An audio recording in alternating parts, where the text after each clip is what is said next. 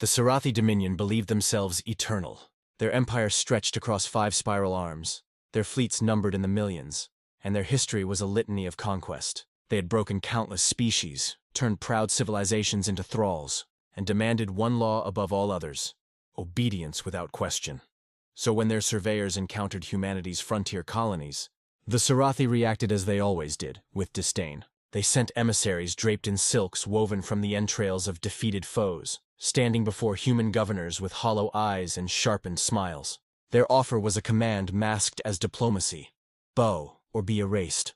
Human envoys answered with calm voices. They spoke of freedom, dignity, the right of a people to govern themselves. They refused the gilded chains of empire. The Sarathi did not tolerate refusal, and so the attack came. It began at Eridani Prime, a thriving human colony of 3 million souls. Orbital defenses were bypassed by Sarathi war beasts, organic living cruisers that vomited plasma onto the skies. The colony screamed as fire fell. Cities burned in waves, seas boiled under bombardment, and the Sarathi laughed. In their arrogance, they broadcast the slaughter to the wider galaxy. The holofeeds showed humans running as shadows of serpentine war forms cut across the ground.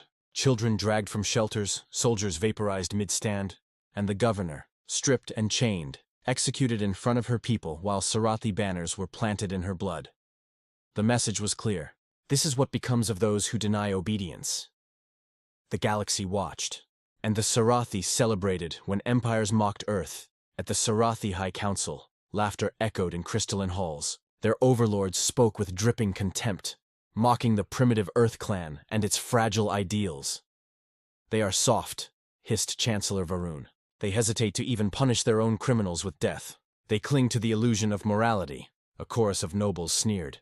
"They breed fast, yes, but their ships? Pathetic metal shells. Their weapons? Outdated beams and primitive kinetics. Their culture? A disease of sentiment and independence." The Sarathi drank toasts of stolen vintages from conquered vineyards. They paraded human prisoners across their banquet halls, breaking their bones for sport, forcing them to kneel while alien dignitaries laughed.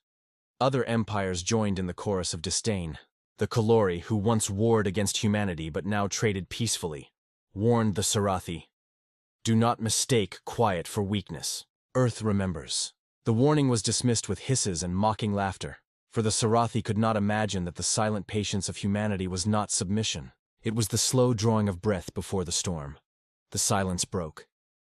The galaxy waited for Earth to beg, to send envoys, groveling and pleading for peace. But instead, Earth went silent. No transmissions left Sol. No replies came to the Sarathi's taunts. Human colonies tightened their borders. Their trade convoys vanished from routes, and the chatter of one of the galaxy's noisiest civilizations simply ceased. That silence unsettled many. The Kalori ambassador whispered to her peers, "They are preparing." When the first reports arrived, no one believed them. Patrols at the edge of Sarathi space found entire fleets gone dark, drifting wrecks glowing with the signature of kinetic slugs that had torn through their cores. These were not surgical strikes. They were executions. Soon the sky itself seemed to groan. Across 100 sectors, comms burst alive with chilling warnings. Messages of static and cold voices repeating the same words. "This is humanity's answer. There will be no negotiations, no surrender accepted. There is only the reckoning." And then the fleets came. Vengeance carved in steel from Sol emerged war machines the galaxy had never seen. The dreadnoughts of Earth, hidden from the stars for decades, rose like titans from a slumber. Black hulls built not for show, but for the cold efficiency of war. They were colossal, angular, bristling with weapons designed not for deterrence, but for extermination.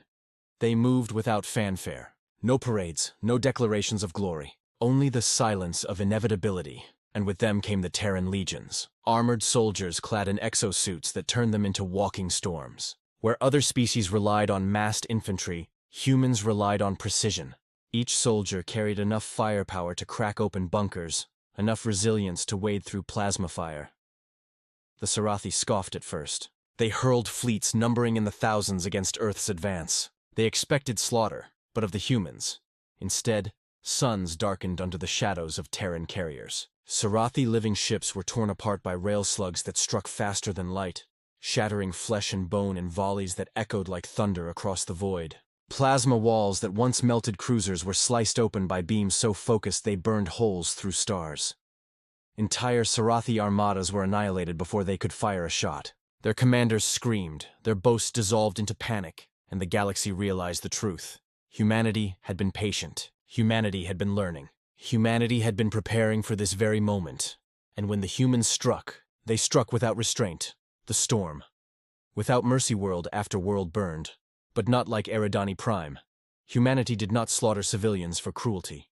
No, theirs was a vengeance colder, sharper, designed to cripple the Empire itself. Shipyards were pulverized into glass. Fortresses collapsed into their own reactors. Entire fleets, cornered and broken, were given no quarter. On the ground, the Terran legions descended like nightmares. Drop pods slammed into Sarathi capitals, disgorging armored warriors who moved through streets with the inevitability of death. They were not merciful executioners, nor were they savage beasts. They were relentless, methodical, unstoppable. Every Sarathi commander dragged before them was shown no mercy. No parley, no bargain, no chance of dignity. Humanity's justice was simple. You brought fire to our homes. We returned it 1,000-fold, and as the Empire crumbled, the galaxy watched in silence. Other species dared not intervene. The Kalori closed their borders and prayed the storm would pass them by. The Veil Confederacy sent messages of neutrality. The once proud empires who mocked Earth now whispered of its wrath and terror. For the sight was unforgettable. Fleets blotting out the light of suns, planets cracking under the weight of orbital bombardments, and Terran voices on the comms delivering final ultimatums with the calm certainty of executioners.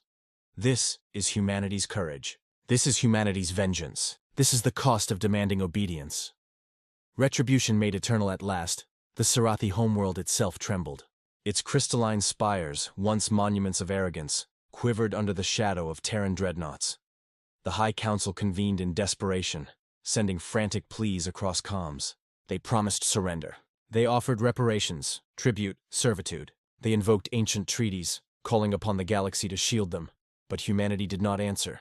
Instead, the skies split open as Earth's final fleet arrived. It was not a fleet of conquest. It was a fleet of judgment. Every ship bore the names of lost colonies. Every legion carried banners inscribed with the names of the fallen. The bombardment began not with rage, but with chilling precision. Orbital defenses crumbled. Military districts vanished under kinetic fire. Entire command chains were severed in moments. The Sarathi Council screamed as their palace was reduced to ash. And then, silence. The Sarathi Dominion, empire of arrogance and cruelty, ceased to exist in a single night of fire and steel. Whispers in the ashes when the smoke cleared, humanity did not linger. They did not occupy, enslave, or demand tribute. They simply withdrew, their fleets vanishing back into the void, leaving behind ruins and silence. But their message remained, carved into every shattered world, every drifting wreck, every terrified survivor. Human courage stood when empires demanded endless obedience. The galaxy whispered in awe and fear. Never again did envoys mock humanity's ideals. Never again did empires sneer at Earth's restraint. The story of Eridani Prime became a cautionary tale, told in hushed voices to ambitious warlords and young rulers. Do not mistake patience for weakness. Do not mistake silence for surrender. For when Earth rises, it does not rise to speak. It rises to end. And so the galaxy lived with a new truth carved into its very stars. Human vengeance is not swift. It is not loud. It is not merciful. But when it comes, it is infinite.